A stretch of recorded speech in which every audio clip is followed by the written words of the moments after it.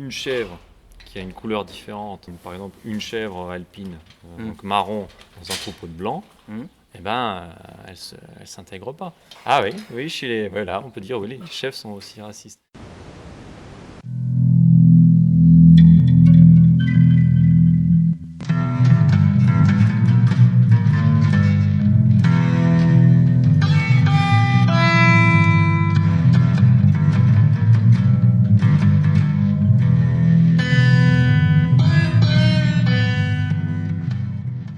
Bienvenue chers auditeurs sur Radio Lorraine Enragée. François-Xavier Consoli, votre journaliste en titre. Je vous retrouve aujourd'hui pour une émission en pleine campagne meusienne. Nous sommes actuellement au plein milieu du parc naturel régional de Lorraine avec Paul Leclerc, producteur et agriculteur. Bonjour monsieur. Bonjour.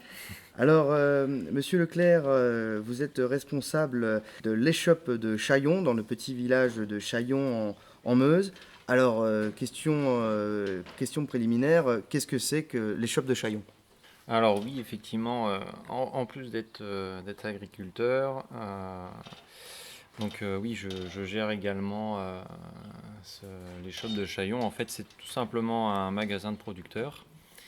En fait, cette initiative est née, voilà, c'est une idée commune de 3-4 producteurs du village, hein, avec qui on a pas mal d'affection et qu'on partage beaucoup d'activités ensemble.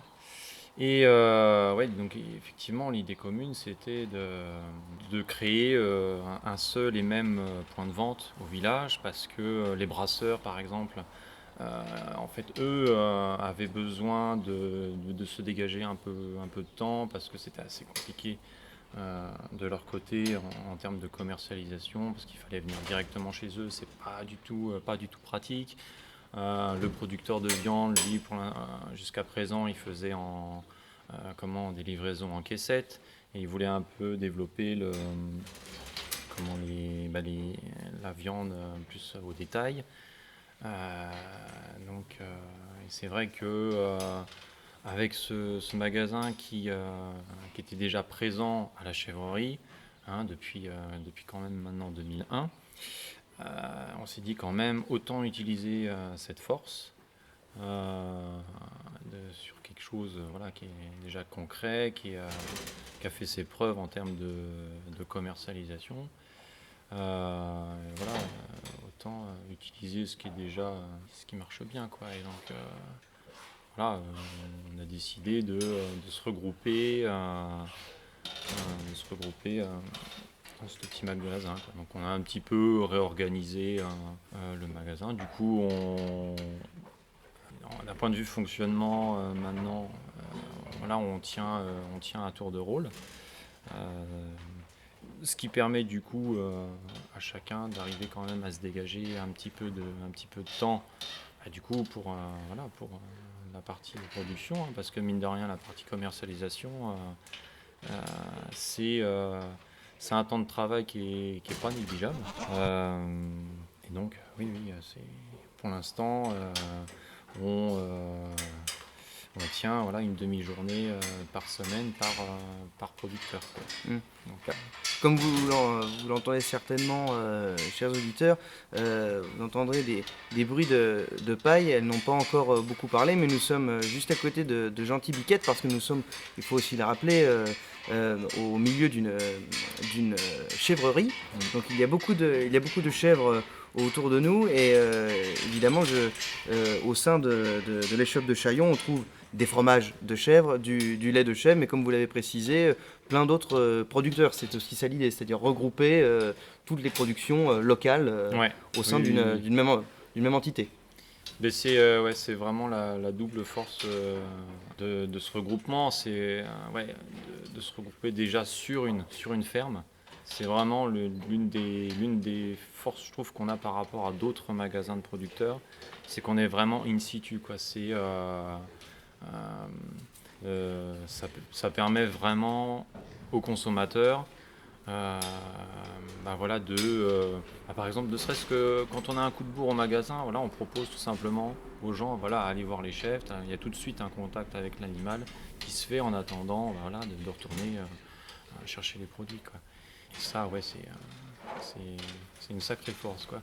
Et effectivement, ouais, proposer un panel de produits issus du village et issus du terroir, vraiment, là, on est dans un rayon de maximum, je crois, on est dans les 20-30 km au niveau des producteurs qu'on choisit, quoi. Alors, oui, on est vraiment que 3-4 producteurs à gérer entre guillemets les shops. On ne fait pas appel à d'autres producteurs qui viendraient également tenir le magasin, quoi.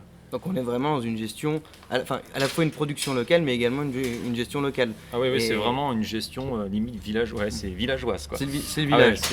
Et donc on y trouve donc des fromages de chèvre, nous l'avons dit, ouais. mais également de la viande, des légumes. Voilà, des légumes, de la viande de limousine, de la bière artisanale du village. Ce qui est une microbrasserie, vous m'avez dit. Ouais, il y a une microbrasserie au village depuis maintenant, si je dis pas de bêtises, 3 ou 4 ans. Et oui, en plus de ça, du coup, on vend du miel, du vin, tout ce qui est farine, huile, confiture, jus, tout ce qui est thé et tisane aussi. Donc on a un panel pas négligeable. Et on a également, on a aussi un dépôt de pain. Mhm. Un dépôt de pain le mardi et le jeudi d'un paysan boulanger qui a une quinzaine de bornes d'ici, un paysan boulanger bio. Et il nous fait un dépôt de, voilà, je ne sais plus, ça dépend des semaines selon les commandes. Il y a vraiment une gamme assez Très large. variée. Ouais. Alors Il manque pas grand-chose dans le magasin. il y a une importance géographique évidemment dans tout ça. À Chaillon, pour resituer, nous sommes à peu près 10 minutes, un quart d'heure de Saint-Miel. Ouais, 10 minutes. Si je me trompe pas, une demi-heure, trois quarts d'heure de Bar-le-Duc. Ouais, pareil, un peu plus, là, ouais, à 50 minutes de Metz. C'est vrai qu'en termes de consommateurs, on a vraiment aussi bien voilà, les habitués qui viennent de manière très régulière que voilà, des gens qui viennent de Metz ou de Pont-à-Mousson qui viennent dans les Côtes de Meuse, aussi bien se balader, en profiter du coup pour racheter des produits du coin. Mais effectivement, ouais, l'été, on a aussi un petit peu de passage de touristes, forcément, hein, vu qu'on est proche du lac de Madine. Et que, mine de rien, la Meuse est quand même un petit coin de tourisme, forcément plutôt lié à la guerre, mais quand même, quoi. Donc, De tourisme et de passage, parce ouais. qu'effectivement, il y a beaucoup de monde passe, parce que Ouais. c'est une jolie campagne en plus, la Ah campagne oui, meusienne. oui, on n'a pas à rougir de la campagne meusienne. Là, les Côtes de Meuse, on a vraiment la chance d'avoir un magnifique paysage tel que celui-là. Donc. Et pourquoi s'est installé ici? Alors, pourquoi Chaillon en particulier? Ben, pourquoi? Ah oui, ça c'est... Après, moi, c'est vrai que voilà, ma mère qui s'est installée ici il y a quasiment une vingtaine d'années en Chèvre, c'était un pari un peu fou, hein, parce qu'on lui a dit s'installer ici en Chèvre, mais voilà, Tu te rends pas compte de ce que te tu rends fais. pas compte de ce que tu fais. Là, c'est limite du suicide. Mais non, voilà, c'était un pari assez osé qui a marché. Hein. Maintenant, voilà, elle a une production renommée. Et de fil en aiguille, voilà, il y a 4 ans, il y a une microbrasserie qui s'est développée. Maintenant, il y a 2 ans, moi, je me suis installé en maraîchage, et ainsi de suite. Et on voit vraiment que tous ces exemples montrent que voilà, on a envie que notre village soit dynamique, tout simplement, quoi. Et par une construction, petit à petit, chacun sa petite entreprise, comme dirait la chanson, et puis ça s'est aggloméré. Ouais, c'est ça, ouais. Puis il y a encore des projets en plus encore dans les cartons, quoi, histoire d'en remettre une couche, quoi, histoire de se dire, ah non, on a envie que ce village, mais pas que uniquement le village, hein, aussi, voilà, les Côtes de Meuse, faut montrer qu'on est dynamique à notre échelle, quoi. Et qu'il se passe des choses Voilà. dans la Ah campagne. ouais, oui. Alors, si justement vous êtes installé ici, et votre maman il y a déjà plus d'une vingtaine d'années, je suppose qu'il y a une importance pour vous dans l'idée de localisme. C'était une idée d'échange et de développement de l'activité rurale, une forme de retour à la terre. Ah bah oui, carrément, ah oui, totalement. Oui, oui, c'est vrai que moi, une petite parenthèse, moi c'est vrai que j'ai fait des études dans le secteur tertiaire. Et puis bah, au final, voilà, après un peu des expériences là, dans le domaine là, bah, j'ai fini par retourner à, voilà, à mes racines, quoi, parce que Donc vous êtes originaire d'ici? non, non, non, non, non, non, mais voilà, enfin, moi, depuis ma plus tendre enfance, je baigne dans l'agriculture avec ma D'accord. mère qui est agricultrice Mm. voilà, depuis une trentaine d'années, quoi. Et donc, bah, voilà, au final, on finit par y retourner, quoi, hein. Parce que, ouais, j'allais dire, il y a que ça de vrai, on s'y sent bien, quoi. Enfin, il y a vraiment que, ouais, il y a vraiment que là-dedans il y a vraiment un épanouissement personnel. Si je vous comprends bien, c'est finalement un, un confort, la campagne est un confort de vie, en tout cas apporte un confort de vie et peut-être une, une certaine quiétude à la vie qu'on ne trouve pas à la ville. Puisque vous parlez de tertiaire, il est vrai que Ouais, beaucoup de gens aujourd'hui quittent finalement la ville, ouais, ce qu'on oui, oui, appelle les c'est, néo-ruraux, et reviennent ouais, bah oui, c'est à ça, la, hein, c'est, à la campagne. voilà, moi effectivement, j'ai testé la ville. Eh ben, ouais, c'est bon, moi j'ai donné et puis je préfère vivre voilà, dans un lieu plus clément, ouais, plus loin de toute cette, j'allais dire entre guillemets folie, mais ouais, c'est peut-être un peu exagéré. Mais, ouais, il y en a qui trouvent leur compte là-dedans. Moi, c'est pas mon cas. Je trouve que en plus avec des récents événements, on est quand même euh, on se sent bien mieux euh, à la campagne, quoi. Après, voilà, c'est mon ressenti, hein. Oui, bien sûr. Mais de toute façon, il est évident, et ça, nous y sommes attachés justement à Radio Lorraine Enragée, qu'il y a bien cette valeur du localisme, cette valeur du retour à la terre, cette valeur finalement d'avoir les mains dans la glaise et de l'agadou au godasse, fait que il y a un moment ou un autre, les désillusions de la ville et peut-être de la vie moderne nous ramènent forcément à ça, c'est-à-dire Oui, à la ah terre. bah, bon, c'est sûr que Je suppose que c'est les valeurs qui vous tiennent à cœur. oui, c'est sûr que on choisit pas forcément les activités de vie les plus faciles. Hein, c'est sûr, c'est des contraintes physiques assez importantes, hein. C'est vrai qu'à terme, c'est quand même c'est des métiers assez usants, hein. Faut pas le nier. Mais en contrepartie, ben voilà, on va dire, on vit pleinement. Mm. Pour revenir aux demoiselles qui est en face de nous, alors éclairez-moi, parce que moi justement je suis totalement néophyte dans le domaine.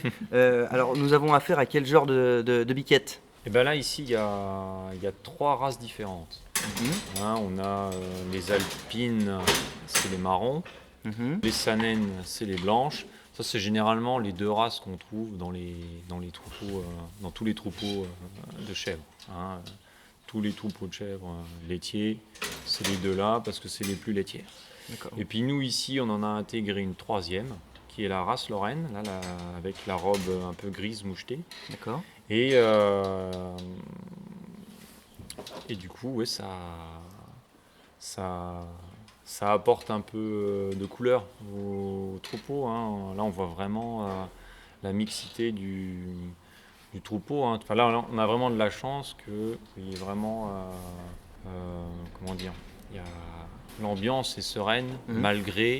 euh, malgré voilà, les différences des animaux, quoi. Parce que, par exemple, quand on amène eh ben, dans une chèvre qui a une couleur différente dans un troupeau, voilà, par exemple une chèvre alpine, Mhm, donc marron, dans un troupeau de blanc, mhm. eh ben, elle s'intègre pas. D'accord, il y a des dissensions entre les Ah ouais, ah biquettes. oui, oui, Ok. oui, ben, il n'y a pas Mhm. que chez les hommes, hein, ah oui, oui, voilà, on peut dire, oui, les chefs sont aussi racistes, entre guillemets. Non, non, mais là, tout ce petit monde va bien ensemble. Oui, on fait en sorte qu'au niveau voilà, du bien-être animal, on soit vraiment dans le bon sens, quoi.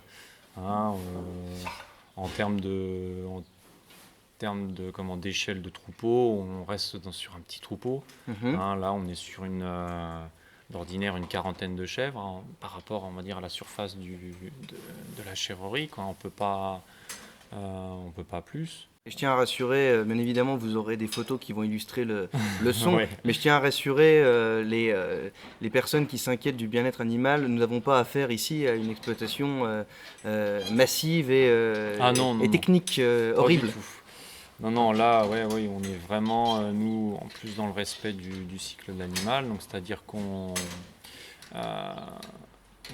voilà, on fait en sorte de garder le plus longtemps possible les animaux, parce qu'il y a concrètement, il y a deux façons d'élever les chèvres laitières. C'est d'une manière intensive, c'est-à-dire elles ont une première mise bas et on leur tire sur la corde pendant 4 ans, mais non-stop. Et au bout de 4 ans, la chèvre, elle est HS. D'accord. Soit on respecte le cycle de l'animal, c'est-à-dire il y a une période de tarissement qui est durant l'hiver, en gros de début décembre à fin janvier. Euh, et donc, surtout cette période-là est assez cruciale parce que c'est les 2 derniers mois de gestation de la chèvre. Donc là, on se dit quand même, bien réfléchir aux choses, il faut que la chèvre, elle récupère de sa saison de lactation, parce que voilà, là ça fait depuis quand même mi-février qu'elles sont en lactation, donc voilà, ça commence à faire, Pas beaucoup. ça va faire beaucoup, hein. Même là on le voit, hein, les dernières semaines, elles commencent un peu à en avoir marre, peut-être ok, de traite, hein, donc puis oui, voilà, ça permet du coup pour elles de se reposer et puis de vraiment d'allouer toute leur énergie voilà, à la bonne croissance des petits chevreaux qui viendront naître début février, quoi. Et l'avantage d'une exploitation à taille humaine comme la vôtre, je suppose que vous faites également les scolaires, dirait-on, c'est-à-dire que vous faites découvrir tout cet univers à des enfants. Alors oui, oui, il y a... ouais, ouais, la chèvrerie est reconnue, ouais, structure d'accueil pédagogique par le Parc naturel régional de Lorraine. Et donc du coup, on accueille ici des groupes scolaires allant de la maternelle à la sixième. Donc forcément, les contenus sont différents en fonction de l'âge, hein, mais effectivement, ça permet ici en tout cas d'accueillir au maximum une groupe d'une cinquantaine d'élèves, quoi, hein, qui sont sensibilisés sur la fabrication du fromage, sensibilisés sur les chèvres en elles-mêmes. Et qui dit chèvrerie dit bien sûr fromage. Alors comment se passe la production de fromage? Du coup, il y a une traite tous les matins et tous les soirs. Donc, on récupère le lait dans le tank à lait. Euh, Ensuite, on remet tout ça dans des plus petites bassines qui font une vingtaine de litres, hein, pour que ça soit facile à porter. On y ajoute du petit lait, euh, voilà, qu'on a gardé des précédents moulages. Et on patiente une petite demi-heure et ensuite on rajoute de la présure animale. Et du coup, ce qui va permettre de faire cailler le lait. On patiente 24 heures. Le lendemain matin, on peut mouler le caillé. Dans l'après-midi du moulage, on peut retourner le fromage, hein, pour qu'il ait une forme, voilà, pour qu'il soit assez uniforme, hein, les arrondis des deux côtés forcément. Et le lendemain matin, on démoule et on sale et on met à affiner sur les petites étagères d'affinage. Voilà. Et donc ça ensuite, ça peut partir soit en tout frais directement, soit ça part dans les frigos d'affinage qui sont Juste là. là. Donc on a 3 frigos avec des températures différentes. Donc un frigo d'affinage à 12 degrés, un frigo qui est à 5 degrés, là où on met plutôt les yaourts, les faisselles de chèvre, la présure, et si on a envie de bloquer des frais, ou si des fois, il se peut qu'il n'y ait pas suffisamment de place en période où il y a de fortes lactations. Voilà. Des fois, faut pousser les murs. Faut pousser un peu. Ouais. Présure, qu'est-ce que vous entendez par présure? La présure animale, en fait, ça vient de la panse du chevreau. D'accord. Parce que le chevreau, en fait, tète la mère. Il n'a que ça, normalement, au début, comme nourriture. Et donc, en fait, au début, ça c'est vraiment une panse spécifique. Et ce qu'on appelle la présure permet dans sa panse de cailler, le lait qu'il tète et de valoriser uniquement du coup la partie solide. D'accord. Et du coup en fait on utilise le même procédé nous pour faire les fromages. Pour faire les fromages. C'est un copier-coller quoi. Forcément cette présure animale, oui, ça vient de chevreau, ça vient de panse de chevreau. Donc voilà, ça c'est sûr. On nous a beaucoup fait la remarque forcément sur ça, parce il existe de la présure végétale. Alors après, voilà, moi j'ai rien contre ça, mais en fait on est entre guillemets, on est quand même sur une production journalière assez exigeante. On peut en termes de quantité, on est sur déjà quand même des volumes tout de suite assez importants et on ne peut pas se permettre d'avoir des loupés qu'il pourrait y avoir éventuellement avec la présure végétale. On est sur des volumes trop importants pour utiliser de la présure végétale. Et à la chèvrerie, donc on trouve du crottin, mais aussi de la tome, vous m'avez dit?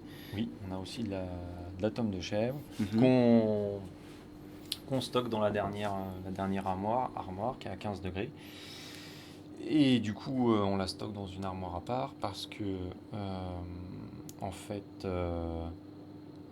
l'atmosphère qu'il y a dans cette armoire à 15 degrés est différente de l'armoire qui est à 12.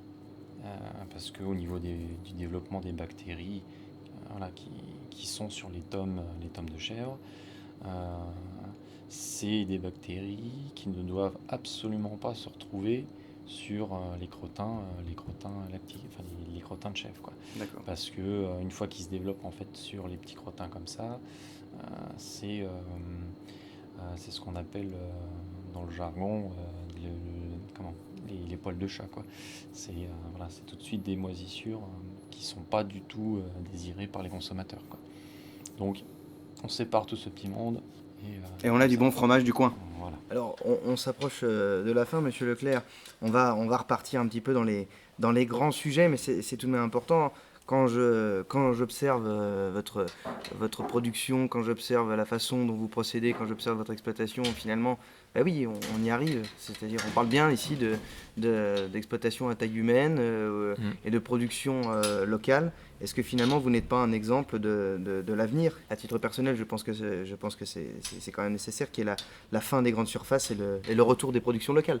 Je dirais même ferme à taille humaine. Oui. Parce que je suis pas partisan du mot exploitation.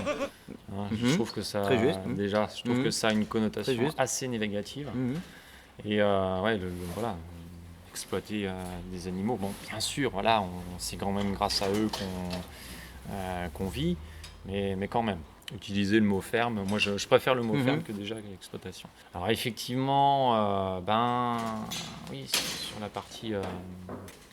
partie plus agriculture d'une manière générale, c'est sûr qu'on est face à un grand dilemme dans les années à venir, parce que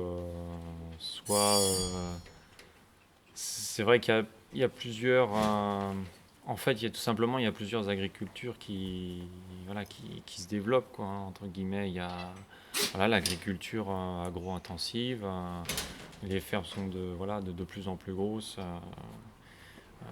complètement démesurées, et il y a nous là les petites fermes à taille humaine là qui Les villages gaulois qui résistent. Ouais, c'est un peu ça, qui tentent de survivre. Enfin, Et pourtant, d'un point